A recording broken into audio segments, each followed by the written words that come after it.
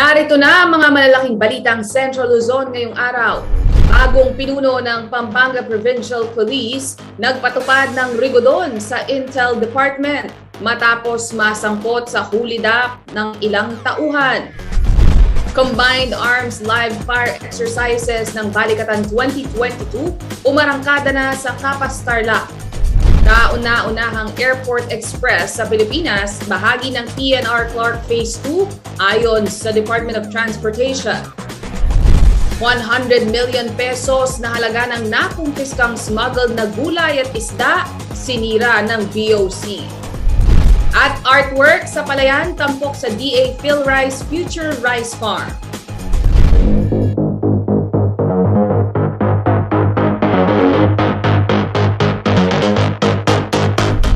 Magandang araw mga kahiyon, ako si Nicolette Henson Hizon. Oras na para sa mga may init na balitang Central Luzon. Ibinahagi ng Department of Transportation ang tuloy-tuloy na konstruksyon sa PNR Clark Phase 2 na magsisimula sa Malolos, Bulacan at matatapos sa Clark, Pampanga. Ayon sa DOTR, bahagi ng nasabing railway system ang kauna-unahang Airport Express sa Pilipinas. Narito ang report.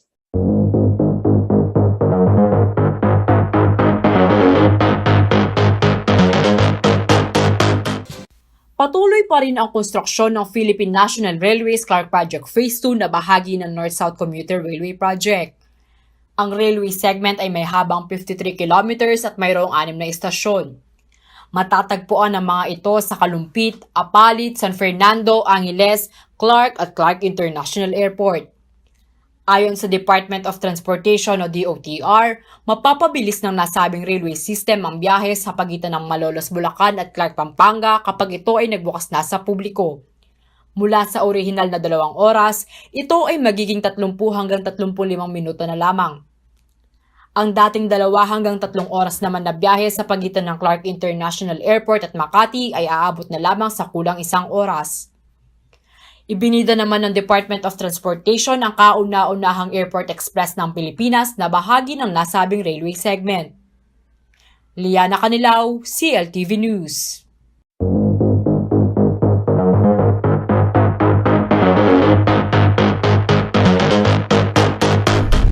Posible raw mamuhunan at maging locator sa Freeport area of Bataan ang kumpanyang SpaceX na pag-aari ng pinakamayamang tao sa buong mundo na si Elon Musk. Kapag natuloy ang partnership, asahan daw ang mas mabilis na internet connectivity sa lalawigan at maging sa buong bansa. Narito ang ulat.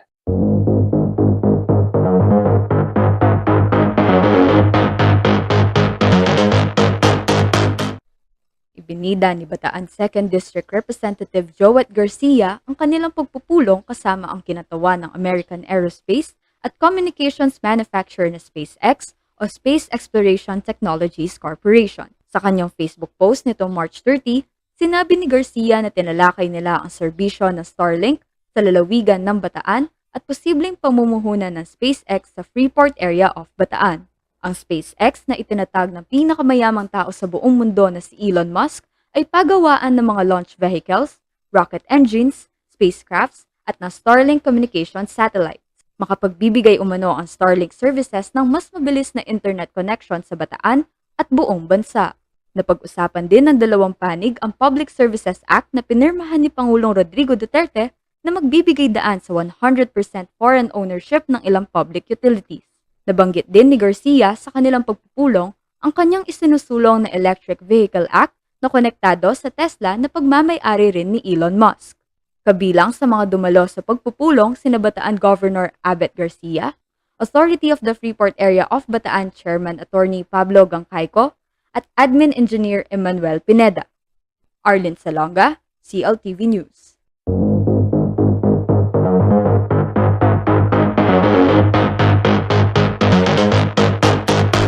Nagbalik eskwela na mga mag-aaral ng Sindalan Elementary School sa San Fernando, Pampanga para sa pagsisimula ng kanilang limited face-to-face classes. Ito ay matapos ang mahigit 2 taong modular distance learning ng mga bata dahil na rin sa COVID-19 pandemic. Labis ang pasasalamat ng paaralan sa mga guro, magulang at iba pang tumulong upang masiguro ang maayos at matagumpay na pagbubukas ng face-to-face classes. Ayon sa Department of Education, mahigpit namang ipinatupad ang health at safety protocols para sa kaligtasan ng lahat. Samantala, nasa 1,800 public schools at 7 private schools na sa rehiyon ang piniyagan ng Department of Education na magbukas ngayong taon. Ginawaran ng mga ito ng School Safety Assessment Tool Compliance Certificate at Safety Seal bilang tanda ng kanilang kahandaan para sa face-to-face classes. Naglayon ang regional office ng ahensya na maabot ang 100% compliance sa lahat ng eskwelahan sa Central Luzon sa pagtatapos ng buwan ng Marso.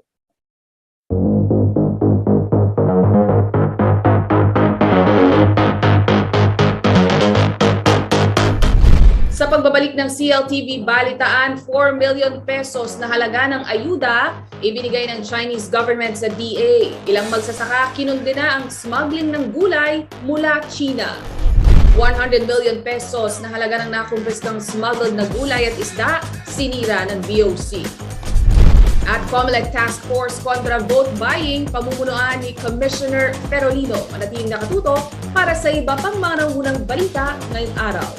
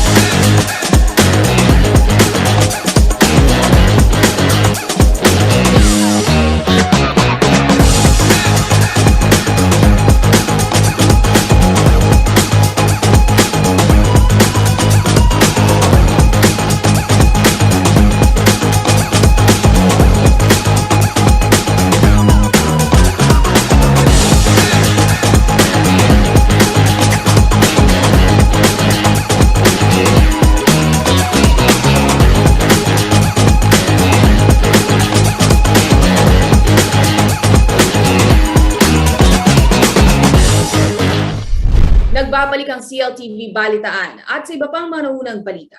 Aabot sa 4 na milyong pisong halaga ng pataba at iba pang ayuda ang ipinaabot ng Embahada ng China sa Department of Agriculture. Sa kabila ng nasabing tulong, ilang magsasaka naman sa Benguet ang patuloy na nananawagan na aksyonan ng gobyerno ang walang habas umunong pagpupuslit ng gulay mula China na siyang pumapatay sa kanilang ikinabubuhay. Nartong detalye.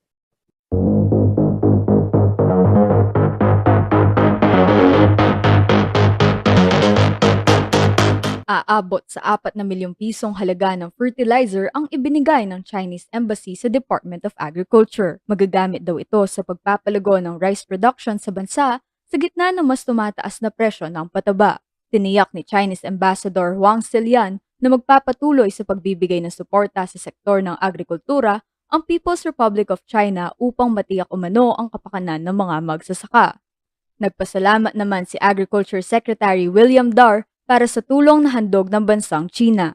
Dagdag niya, mukhang handa na rin naman ang mga magsasaka na gumamit ng makabagong teknolohiya. Bukod sa turnover ng mga fertilizer, pinangunahan din ng 2 opisyal ang pagpapasinaya sa bagong breeding laboratory sa Philippine Sino Center for Agricultural Technology o PhilSCAT sa Science City of Muñoz, Nueva Ecija. Ang 3 laboratorio ay nakatuon sa pagpapaganda ng kalidad ng mga butil o grain, pagsusuri ng pollen at imbakan ng binhi. Kasama rin sa mga bagong pasilidad ng PhilSCAT ang cold water pond na magagamit sa evaluation at seed multiplication ng thermosensitive genic male sterile o TGMS. Mula dito ay maaaring makubuo ng TGMS-based o two-line hybrid rice na makakatulong mapunan ang pangangailangan ng bansa. Samantala, matatanda ang dati ng kinundinan ng Samahang Industriya sa Agrikultura o SINAG at maging ng iba pang magsasaka ang pagpasok ng smuggled na gulay mula sa bansang China. Ayon sa grupo, dapat daw tutukan ito ng gobyerno dahil isa ito sa mga pumapatay sa hanap buhay ng mga magsasakang Pilipino. Sa Facebook post ng League of Associations at de la Trinidad Vegetable Trading Areas nitong March 25, kanilang sinabi na hindi na raw nagbebenta ang kanilang mga produktong carrots dahil sa pagdami ng smuggled na carrots sa mga pamilihan gaya ng Divisoria at Balintawak Market. Mas malaki at mas matagal umanong mabulok ang mga carrots mula ibang bansa kaya ganun na lamang na isa sa walang bahala ang kanilang mga ani. Ang epekto umano nito ay hindi nababayaran ng mga buyer ang mga magsasaka. Aabot daw sa 2.5 million pesos kada araw ang ikanalulugi ng mga magsasaka ng Benguet dahil sa smuggling. Patuloy na nananawagan sa gobyerno ang grupo na gumawa ng konkretong aksyon kontra sa pagpupuslit ng mga gulay mula China. Arlene Salonga, CLTV News.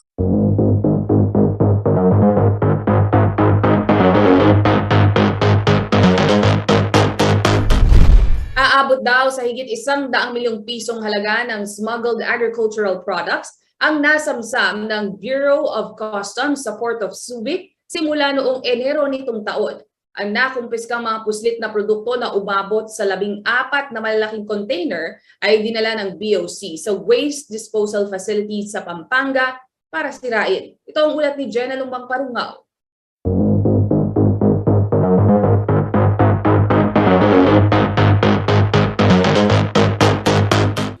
Nakaparada na ang malalaking container na ito sa isang waste disposal facility sa Barangay Mitla sa bayan ng Porac, Pampanga. Dito ang destinasyon ng mga produktong tinangkang ipuslit papasok sa bansa at nasamsam ng Bureau of Customs sa Port of Subic nitong taong 2022. 14 ang mga container na ito na naglalaman ng mga smuggled product na nagkakahalaga umano ng higit 100 milyong piso. Mayroong sako-sakong carrots, may container ng mga frozen scad, pusit at isdang pampano. At ang isang container na ito ay hindi na mabuksan dahil umaamoy na at tumatagas gawa ng mga nabubulok na pulang sibuyas. Sisirain ang laman ng mga container sa pamamagitan ng shredding bago tuluyang itapon. Ang mga shipment na ito ay kinumpiska ng Bureau of Customs dahil sa misdeclaration o paglabag sa Customs Modernization and Tariff Act. Nakapangalan o consignee ng mga produkto ang Shenpin Consumer Goods Trading, Gingarion Agri-Trading at Schnellworth OPC. Samantala, batay sa Customs Administrative Order No. 03-2020 na nagsasaad ng disposition of seized, abandoned at forfeited goods in customs custody, maaaring sirain ng mga smuggled products kung ito ay may banta sa public health o di kaya ay ipinagbabawal ikonsumo. Jenna Lumbang Parungaw, CLTV News.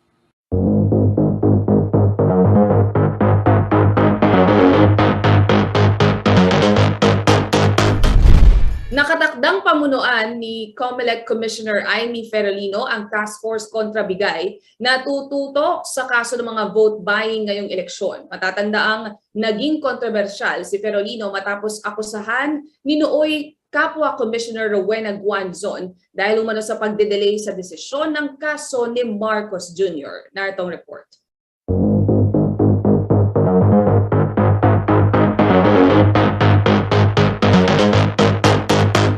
Itinalaga ng Commission on Elections o COMELEC si Commissioner Aimee Ferolino bilang pinuno ng bagong tatag ng Task Force kontra Bigay na may layuning labanan ng reklamo sa vote buying.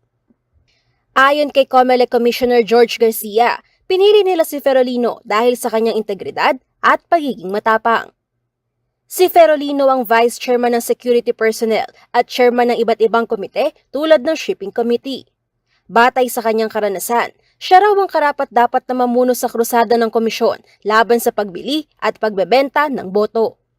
Bilang pinuno ng Task Force kontra Bigay, magiging responsable si Ferolino sa pagtawag ng pansin sa iba't ibang ahensya at pagbabalangkas ng kinakailangang guidelines upang maisakatuparan ng mandato ng poll body kaugnay sa mga reklamo ng vote buying.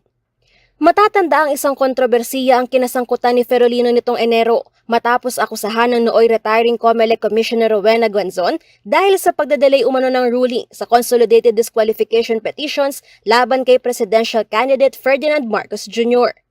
Mariing itinanggi naman ni Ferolino ang mga paratang. Tinanong din si Garcia kung paano nakaapekto ang kontrobersiya sa paghawak ni Ferolino sa kaso ni Marcos sa kanyang pamumuno sa task force. At tugon ni Garcia, si Ferolino ang tamang tao para sa trabaho. Samantala, kabilang din sa task force ang iba pang ahensya kasama ang Department of Justice, Department of the Interior and Local Government, Presidential Anti-Corruption Commission, Philippine Information Agency, National Bureau of Investigation at Armed Forces of the Philippines. Tiniyak naman ni Justice Secretary Menardo Guevara na makikipag-ugnayan sila sa task force at kasalukuyan na raw na nag-iimbestiga sa mga reklamo ng vote buying. Nauna na ring sinabi ni Guevara na highest priority ang mga reklamo ng vote buying na ihahain sa DOJ at bubuo rin daw sila ng composite team na magiging bahagi ng task force na pinamumunuan ng COMELEC. Angelica Cara, CLTV News.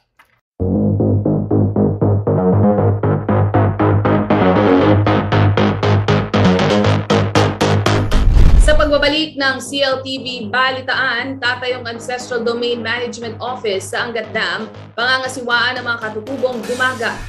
Artwork sa Palayan, tampok sa DA PhilRice Future Rice Farm. Manatiling nakatutok, magbabalik ang CLTV Balitaan.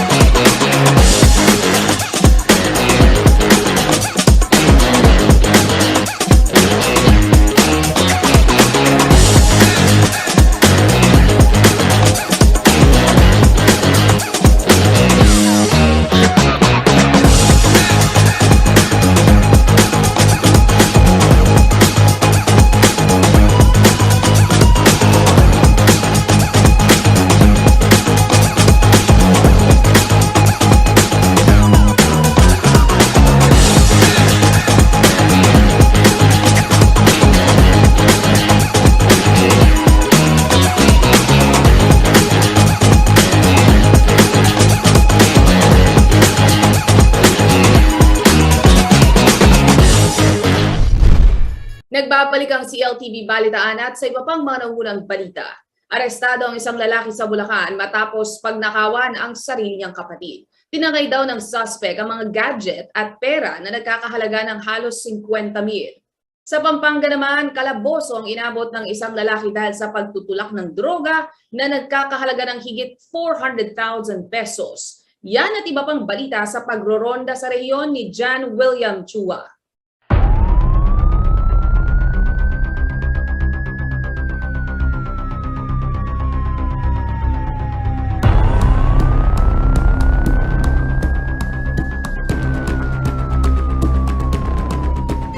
Nahuli ng Provincial Intelligence Unit at Station Drug Enforcement Unit ang 11 drug peddlers at 5 wanted felons matapos ang isinasagawang police operation sa Bulacan nitong March 29.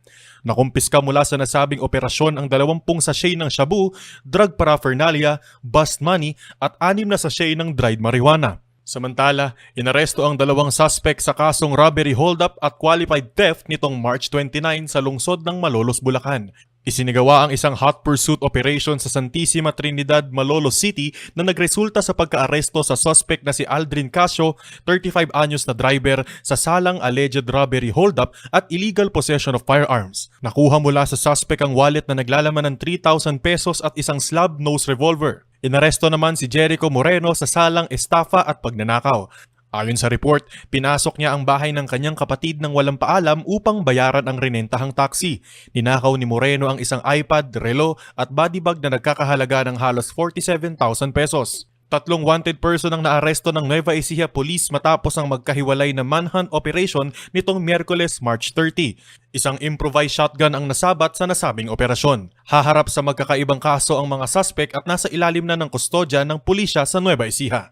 Nakumpiska ang halos 400,000 na halaga ng shabu sa isang hinihinalang nagbebenta ng droga matapos ang isinasagawang buy-bust operation sa Guagua, Pampanga nitong March 30. Nakumpiska rin mula sa suspect na si Angelito Bartolo ang 3 cellphone, isang pouch at 12 heat-sealed transparent plastic sachets ng shabu na may timbang na 55 grams at 1,000 piso na marked money. John William Chua, CLTV News.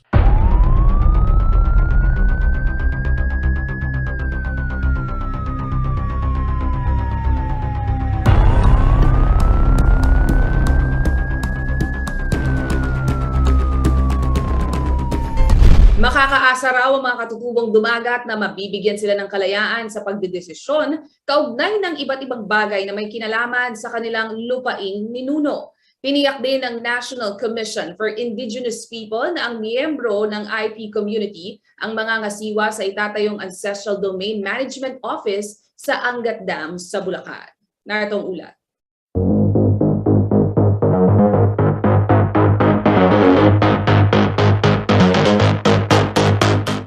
Tiniyak ni National Commission on Indigenous People o NCIP Chairperson Allen Capuyan na aagapay sila sa pagtatayo ng isang Ancestral Domain Management Office sa Angat Dam Watershed sa Norzagaray, Bulacan. Ito ang kanyang sinabi sa ginanap na Interagency Ancestral Domain Visitation sa mga katutubong dumagat na naninirahan sa pamayanan ng Karahume, Kalawakan at Kabayunan sa lungsod ng San Jose del Monte at bayan ng Doña Remedios Trinidad na pawang mga ancestral domain. Nakasaad sa Republic Act 8372 o ang Indigenous Peoples' Right Act na ang mga katutubo ang tunay na may-ari ng mga ancestral domain, kaya't ayon kay Capuyan, ang mga katutubo ang nararapat na magdesisyon sa paggamit at pangangalaga nito. Ang mga katutubo rin umano ang mga ngasiwa sa pagtatayo ng Ancestral Domain Management Office.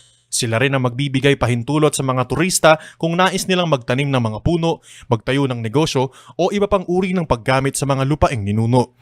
Hinikayat din ni Capuyan ang mga katutubong dumagat na singilin ng royalty ang mga malalaking kumpanya at ahensya ng pamahalaan na gagamit sa kanilang lupain. Ang tanggapan ay planong itayo sa Angat Dam Watershed na inaasahang maisakatuparan bago matapos ang taong ito. Tutulong din ang NCIP sa mga dumagat sa pagbubukas ng kani-kanilang mga account sa Land Bank of the Philippines sa ngalan ng kanilang tribo. Nagkaloob ang mga opisyal ng NCIP ng 30,000 pesos na siyang paghahatian ng mga nasabing katutubo bilang panimulang laman ng kanilang bank account. John William Chua, CLTV News.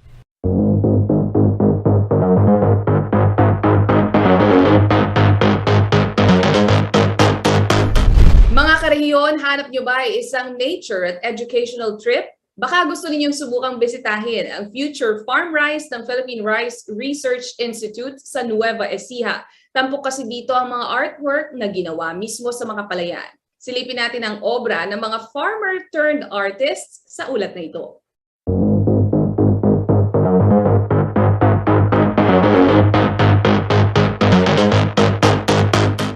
Ngayon sa Department of Agriculture, Philippine Rice Research Institute sa Science City of Muñoz, Nueva Ecija, ang mga nakamamanghang artwork sa palayan. Matatagpuan ng mga ito sa Future Rice Farm ng nasabing tanggapan. Ang mga rice paddy art na ginawa ng mga farmer artist sa pangunguna ni Nehemiah L. Caballo ay naglalayong magbigay pugay sa sakripisyo ng mga magsasaka ng palay sa bansa. Ang isa sa mga obra maestra, may imahe ng magsasaka at ang mga figura na 19 MMT o 19 million metric tons ang total palay production ng bansa noong 2021. Ayon sa DA, ito ang pinakamataas na produksyon ng palay sa loob ng isang taon sa kasaysayan ng Pilipinas. Makikita naman sa isang rice paddy art ang mga katagang Vote Safe Pilipinas o Safe, Secure, Accurate, Free and Fair Elections, ang opisyal na kampanya ng Commission on Election para sa halalan sa darating na ika-9 ng Mayo ngayong taon. Paliwanag ni Jose Marino Brere, isa sa mga nanguna sa paddy art planting. Layon din ng kanilang mga obra na ipakilala sa publiko ang colored varieties ng palay, gaya na lamang ng ginamit nila na traditional purple. Ayon sa ulat ni Eluza Marie de la Cruz ng DA PhilRice, higit 60 kawani ng nasabing tanggapan ang nakilahok sa pagtatanim ng NSIC RC10 at traditional purple rice varieties para mabuo ang mga artworks. Taong 2015, nang simula ng DA PhilRice ang paggawa ng mga artworks sa palayan. Samantala, bukas naman ang Future Rice Farm para sa mga group visitors, edad 18 hanggang 64, basta sila ay fully vaccinated kontra COVID-19 at nanggaling sa mga lugar na nasa Alert Level 1 gaya ng Nueva Ecija. Angelica Cara, CLTV News.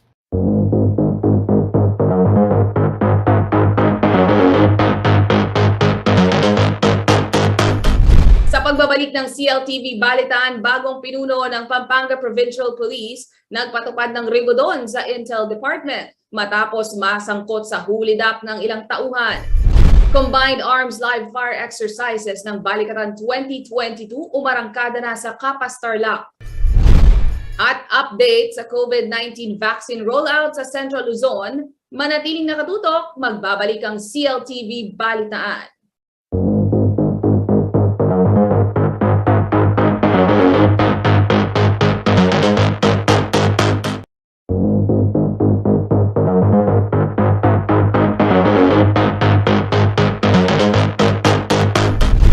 Alamin naman natin ang latest update kaugnay ng COVID-19 situation sa Central Luzon sa panayam ng ating kasamang si Jennifer Salenga kay DOH Region 3 Director Corazon Flores. Panoorin natin ito.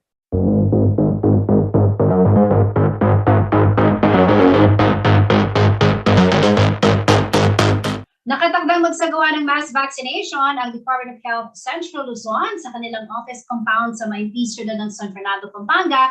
Sa Biyernes po yan, April 1.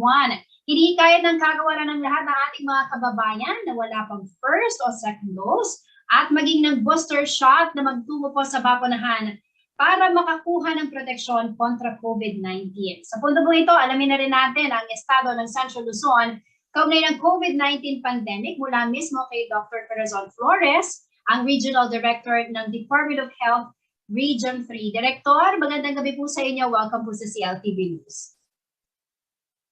Magandang gabi po, Miss Jennifer Salenga. Magandang gabi po sa mga tigapakinig ng CLTV. Sana po'y nasa maayos kayo at mabuting kalagayan. Malakas, walang palusog po. So, ngayon,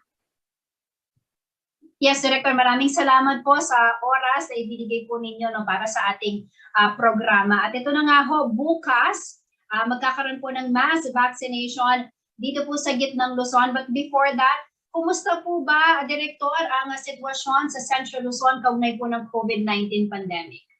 of course, magandang balita po. Alam naman natin lahat dahil sa ating mataas at mababang, dahil sa mataas na vaccination rate, magandang mababang kaso ng COVID-19 dito po sa Central Luzon.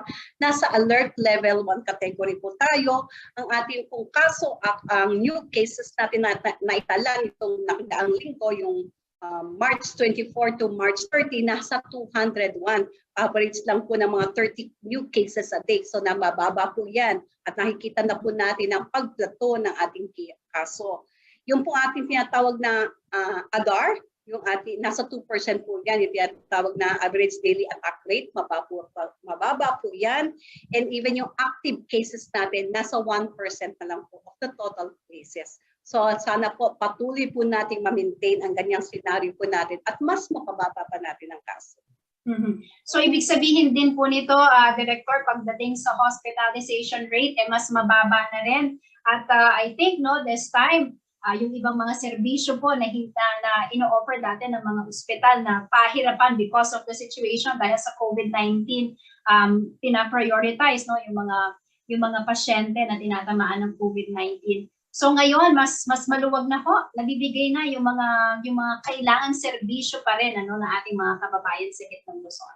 Tama po, ang ating tinatawag na healthcare utilization rate, ang ating hospital admission po ng COVID-19 ay nabababa po. Actually, yung HCUR po natin, base po sa datos namin ng March 28, nasa 9% lang, napakababa po ito. Kaya po, konti na lang po yung admitted COVID patients natin. Kaya po, yung mga ibang may sakit, yung non-COVID, na naasikaso na po siya at mas marami na tayong hospital beds para sa kanila po.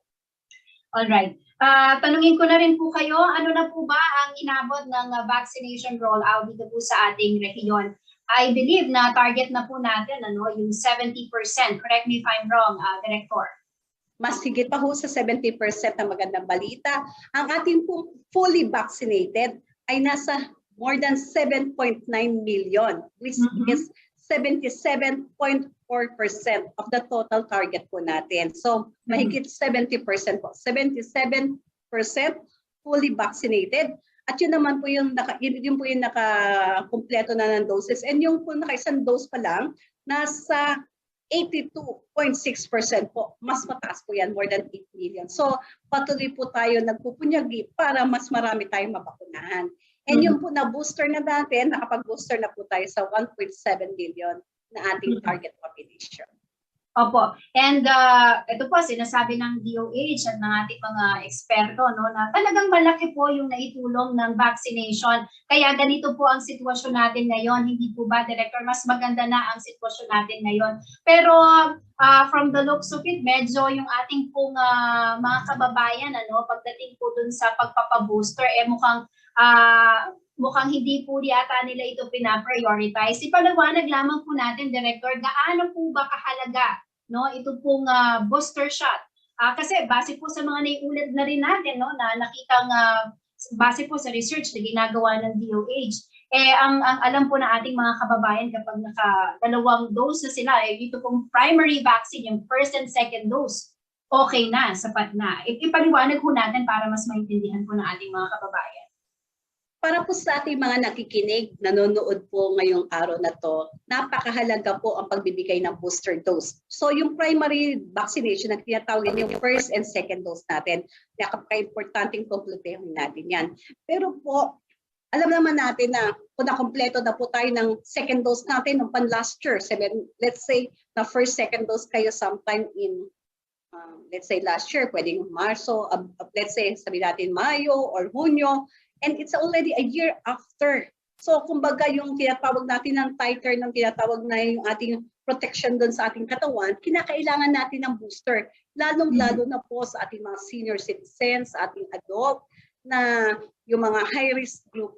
Ini-encourage ko po kayo para po sa maprotektahan tayo ng gusto, magpa-booster po tayo. Pero for Central Luzon, ano po ang ginagawa ng DOH upang mas mahikayat po yung ating mga karehiyon na magpabakuna, Meron pa rin po na hindi pa nagpapabakuna ng first dose, at ito pong booster. Sari-saring strategy ang ginagawa po natin. Alam niyo po, mga magagaling mahusay po tayong ating mga health workers sa field, ito mga nagpa-work sa health centers, sa hospital. So may mga suyod strategy, hindi tawag nating house-to-house vaccination. So pinupuntahan na sa bahay, pinupuntahan na dun sa companies na katulad po ginagawa natin, may mga sa workplace vaccination para talagang hindi na sila masyadong maaabalang pupunta sa vaccination site. So sa ating mga economic zone, pinupuntahan po natin yan. Even yung tinatawag natin para mas lalong accessible, meron tinatawag ng vaccination on wheels. So yung mga ambulance o yung mga even bus ng mga local chief executives, nakikita po umiikot yan sa bawat barangay. Or even yung tinatawag na may drive-through vaccination.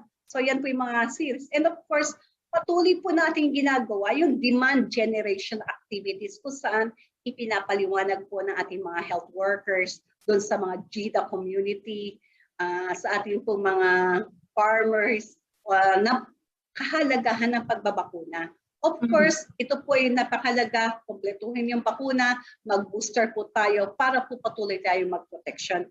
At bukas po, April 1, we have seen na kinakailangan yung mga health workers natin, HRHs natin, i-multiply natin yung advocate natin, o even katulad po ninyo bilang mga nasa news, sa mga reporters po natin sa TV, tumutulong po kayo para magpa-advocate, para wag na natin yung balikan yung nakaraan 2 taon na talagang kulong lang tayo sa bahay, tapos masasabi natin na nahihirapan tayo magtrabaho, and even yung ating mga anak hindi makapasok sa school, yung ating kagustuhan na yung new normal natin makabalik na sa schools, yung mga bata, tayo po yung patuloy na makapasok sa trabaho, kinakailangan po double up of protection. Ipinapaliwanag po natin yan. Alright.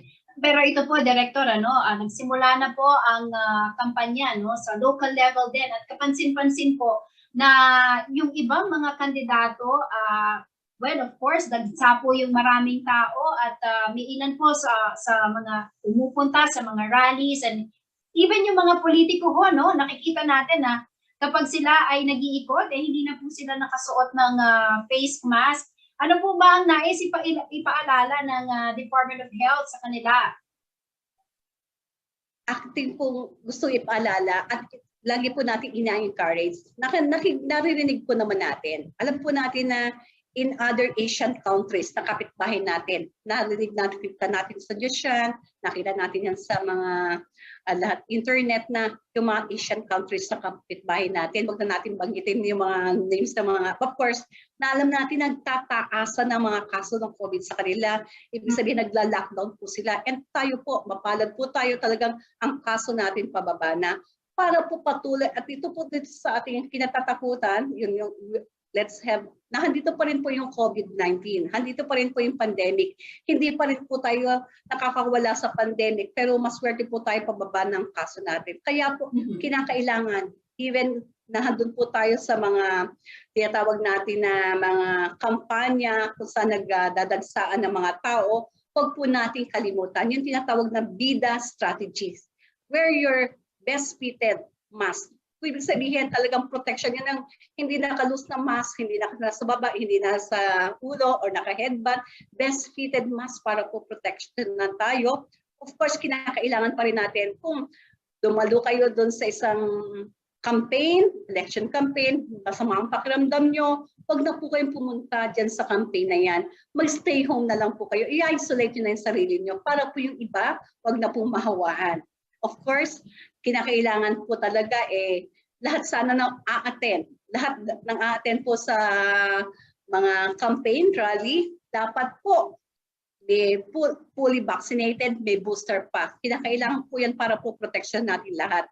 And of course, as much as possible, when you attend this gathering, dapat yung open po para maganda ang airflow ng exchange ng oxygen, ng airflow po natin.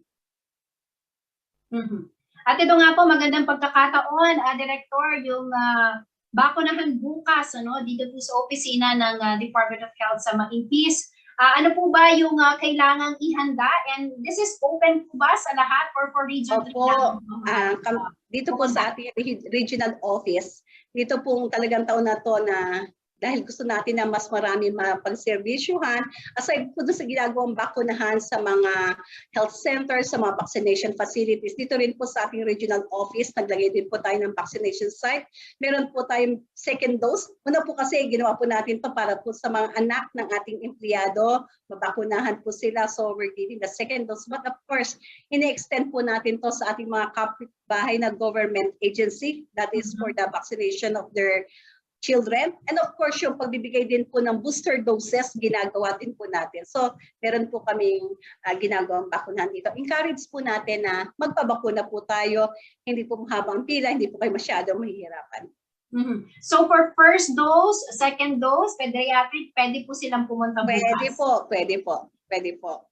Alright, before I let you go, huling mensahe po ninyo, paalala po sa ating mga kababayan dito sa gitnang Luzon at sa mga pupunta po bukas para sa mass vaccination, Director. Okay po, paalala po sa ating protection, the threat of COVID-19 is still here, kinakailangan pa rin po yung BIDA strategies na ginagawa natin, i-double up po natin ang protection natin, magpa-booster po tayo, at para po in the future makapasok na protektado yung mga anak natin, ang mga estudyante, mabakunahan po natin. And of course, tayo lahat, it's the summer, of course, yung other diseases din po na binabantayan natin, of course, yung heat stroke, iwasan natin yung maraming tubig.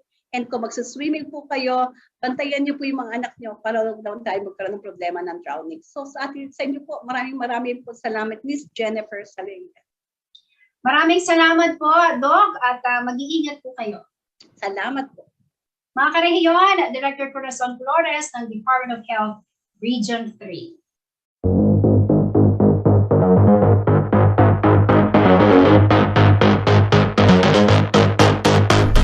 Abangan mamayang 5:30 p.m. ang paghaharap ng mga kandidato sa pagkaalkalde at vice-alkalde sa lungsod ng Angeles sa Plataforma 2022 Candidates Forum ng CLTV. Makakasama nina Justin Dizon at Aizelin David ang mga tumanggap sa hamon ng bayan na sina Mayoral Candidate Councilor Amos Rivera, Vice Mayoral Candidate Dr. Pai Juan at Re-electionist Vice Mayor Vicky Vega Cabigting.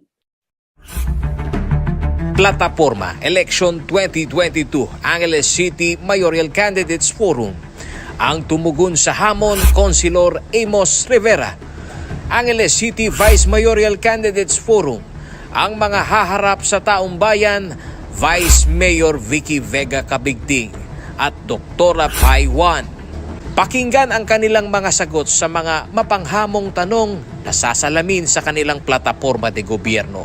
Ngayong Biyernes alas 5:30 ng hapon, live sa CLTV 36 at CLTV Facebook page.